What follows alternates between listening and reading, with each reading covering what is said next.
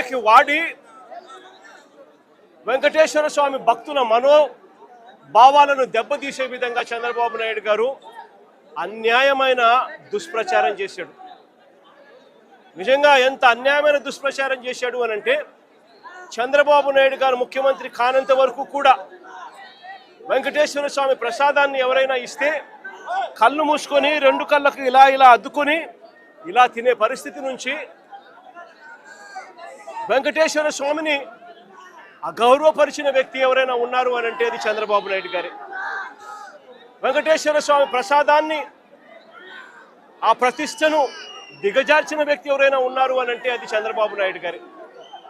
ఒక అబద్ధాన్ని క్రియేట్ చేసి ఆ అబద్ధానికి రెక్కలు కట్టి ఆ అబద్ధాన్ని దుష్ప్రచారం చేసి కేవలం రాజకీయాల కోసం దేవుడిని కూడా వాడుకున్న వ్యక్తి ఎవరైనా ఉన్నారు అని అంటే ఈ ప్రపంచంలో అది ఒక చంద్రబాబు నాయుడు గారు మాత్రమే. నిజంగా సిబిఐ ఇలాంటి చంద్రబాబు నాయుడు చేస్తా ఉన్న ఈ అవాస్తవాలన్నీ, చంద్రబాబు నాయుడు గారు చెప్తా ఉన్న ఈ అబద్ధాలన్నీ కూడా అబద్ధం అని చెప్పి తేల్చింది. సిబిఐ ఫైల్ చేసిన ఛార్జ్షీట్లో ఏకంగా NDDB national dairy development board research institute సంబంధించిన lab report, NDRI national development research ఇన్స్టిట్యూట్కి సంబంధించిన ల్యాబ్ రిపోర్టు, ఈ రెండు కూడా కేంద్ర ప్రభుత్వ సంస్థలు, రీసెర్చ్ ఇన్స్టిట్యూట్స్. వీళ్ళు చేసిన శాంపుల్స్ అన్నీ కూడా, ల్యాబ్ అనాలిసిస్ అన్నీ కూడా చంద్రబాబు నాయుడు గారు ముఖ్యమంత్రిగా ఉండగా, చంద్రబాబు నాయుడు గారు టీటీడీ ఈఓ, చంద్రబాబు నాయుడు గారి మనిషి టీటీడీ ఈఓగా ఉండగా చంద్రబాబు నాయుడు గారి హయాంలో సేకరించిన ఈ నమూనాలు ఇవి సిబిఐ వాళ్ళ ఆధ్వర్యంలో ఎన్డీడీబీకి, ఎన్డీఆర్ఐకి పంపించి ల్యాబ్ రిపోర్ట్లు అక్కడి నుంచి వచ్చి ఆ ల్యాబ్ రిపోర్ట్లలో నిర్ధారణ అయింది ఎటువంటి జంతువుల కొవ్వు లేదని, ఎటువంటి గొడ్డు మాంసము కొవ్వు లేదని, ఎటువంటి పంది కొవ్వు లేదని, ఎటువంటి చేపల నూనె కూడా కలవలేదు అని చెప్పి సిబిఐ ఏకంగా ధృవీకరించి సర్టిఫై కూడా చేసింది. ఆ ఛార్జ్షీట్లో సిబిఐ అదొకటే చెప్పలా. సిబిఐ ఆ మాట చెబుతూ సిబిఐ ఇంకొకటి కూడా చెప్పింది. ఇంతవరకు చంద్రబాబు నాయుడు గారు దిగజారిపోయి టీటీడీ చైర్మన్లుగా ఉన్న వైవి సుబ్బారెడ్డి గారిని కానీ, భూమన కరుణాకర్ రెడ్డి గారిని కానీ, వైఎస్ఆర్సీపీకి సంబంధించిన హయాంలో వీళ్ళిద్దరూ టీటీడీ చైర్మన్లుగా ఉన్నప్పుడు వీళ్ళు ఎటువంటి అన్యాయాలు చేయలేదు అని, వీళ్ళు ఎటువంటి తప్పులు చేయలేదు అని కూడా సిబిఐ నిర్ధారించి వీళ్ళ పేర్లు కూడా కనీసం ఛార్జ్షీట్లో కూడా పెట్టలేదు. వీళ్ళల్లో ఎవరిని కూడా అరెస్ట్ చేసే కార్యక్రమాలు కూడా జరగలేదు. అంటే సిబిఐ వీళ్ళందరికీ కూడా క్లీన్ చిట్ కూడా ఇచ్చింది ఈ ఛార్జ్షీట్ నేపథ్యంలో. ఇది ఒకటే కాదు సిబిఐ చేసింది.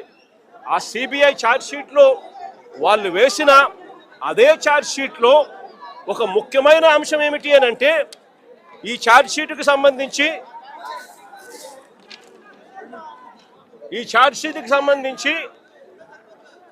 పేజ్ నెంబర్ 62లో ఇది ఛార్జ్షీట్కి సంబంధించి సిబిఐ ఛార్జ్షీట్. ఇది సిబిఐ ఛార్జ్షీట్లో పేజ్ నెంబర్ 62లో వాళ్ళు మెన్షన్ చేసిన మాట, ఇన్వెస్టిగేషన్ రివీల్డ్ దట్ ఆన్ 25/7/2024 అంటే చంద్రబాబు నాయుడు గారు ముఖ్యమంత్రిగా పరిపాలన చేస్తూ ఉన్న రోజులు 25 జూలై 2024 అంటే చంద్రబాబు నాయుడు గారు ముఖ్యమంత్రిగా ఉండి పరిపాలన చేస్తూ ఉన్నాడు రాష్ట్రంలో. Investigation revealed that on 25/7/2024 TTD rejected the 4 ghee tankers,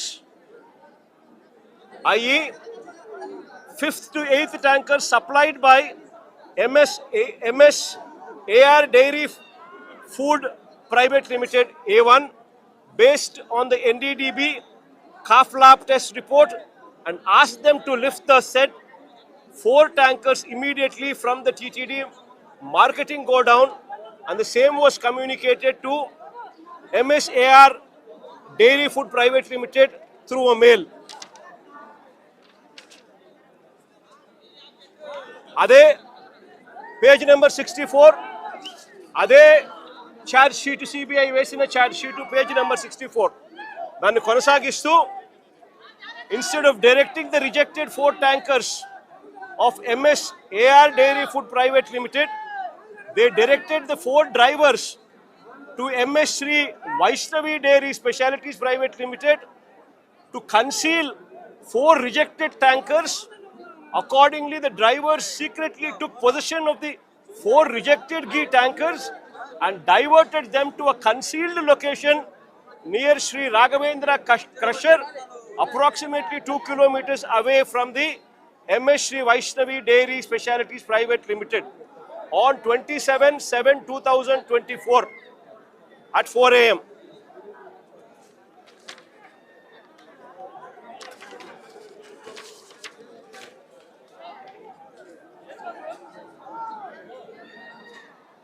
Charge sheet lo page number 44. Further, the adulterated ghee in rejected 4 tankers of MS AR Dairy Food Private Limited were resupplied to the TTD in the supply orders of MS Sri Vaishnavi Dairy Specialities Private Limited, and TTD accepted the same. అంటే టీటీడీనే చంద్రబాబు నాయుడు గారు ముఖ్యమంత్రిగా ఉండగా ఇది CBI charge షీట్లో mention చేసింది.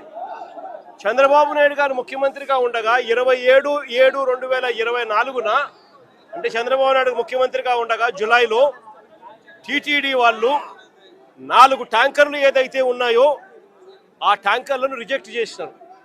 ఆ reject చేసిన ఆ ట్యాంకర్లు మళ్ళీ ఇదే చంద్రబాబు నాయుడు గారి ముఖ్యమంత్రిగా పరిపాలన చేస్తూ ఉన్న ఇదే పీరియడ్లోనే అవే ట్యాంకర్లు తిరిగి మళ్ళా వెనక్కి వెళ్ళిపోయి మళ్ళీ టీటీడీలోకి ప్రవేశించాయి. దొడ్డిదారున మళ్ళీ టీటీడీలోకి వేరే వాళ్ళ పేరుతో మళ్ళీ ప్రవేశించాయి.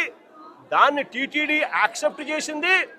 అవే ట్యాంకర్లు లడ్డూ తయారీకి కూడా వాడారు అని చెప్పి ఏకంగా సిబిఐఏ చంద్రబాబు నాయుడు గారి ప్రభుత్వం మీద వాళ్ళు చేసిన తప్పుల మీద వాళ్ళు చేసిన అన్యాయం మీద ఏకంగా సిబిఐఏ ఛార్జ్ షీట్లో వేసింది.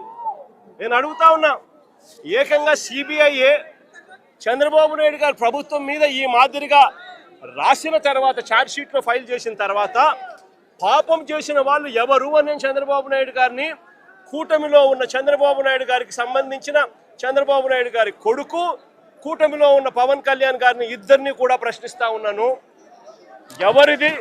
ఎవరు పాపం చేసిన వాళ్ళు అని చెప్పి నేను ఈ సందర్భంగా అందరినీ కూడా ప్రశ్నిస్తా ఉన్నా. ఇదే మాదిరిగా నేను ఇంకొక మాట కూడా చెప్తా ఉన్నా. అసలు ఇదే టీటీడీ గీలో ఎవరు చెప్పారండి దీంట్లో జంతువుల కొవ్వు ఉందని, గొడ్డు మాంసం ఉందని, పంది కొవ్వు ఉందని, చేపల నూనె కలిసిందని ఎవరు చెప్పినారు?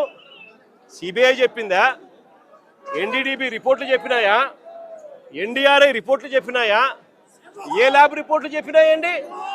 కేవలం చెప్పింది ఎవరు అని అంటే స్వార్థ రాజకీయాల కోసం చంద్రబాబు నాయుడు, స్వార్థ రాజకీయాల కోసం పవన్ కళ్యాణ్, స్వార్థ రాజకీయాల కోసం చంద్రబాబు నాయుడు కొడుకు లోకేష్, స్వార్థ రాజకీయాల కోసం వీళ్ళకు డంకా బజాయిస్తా ఉన్న వీళ్ళ ఎల్లో మీడియా, ఆ ఈనాడు, ఆ ఆంధ్రజ్యోతి, ఆ టీవీ5. నేను అడుగుతా ఉన్నా, వీళ్ళు తప్ప ఇంకా ఎవరైనా చెప్పారా అని అడుగుతా ఉన్నా. అంటే ఒక లేనిది, ఒక అబద్ధానికి రెక్కలు కట్టడం, ఆ అబద్ధాలను ప్రచారం చేయడం, ఆ దుష్ప్రచారం ద్వారా రాజకీయ లబ్ధి పొందాలనుకోవడం ఇంతకన్నా హేయమైన పని ఎక్కడైనా ఉంటుందా అని. ఇలాంటి సందర్భంలో సిబిఐ ఇచ్చిన ఈ ఛార్జ్ షీట్ నేపథ్యంలో చంద్రబాబు నాయుడు గారు చేయాల్సిన పని ఏమిటి? వెంకటేశ్వర స్వామికి లెంపలేసుకోవడం, ప్రజలకు క్షమాపణ చెప్పడం.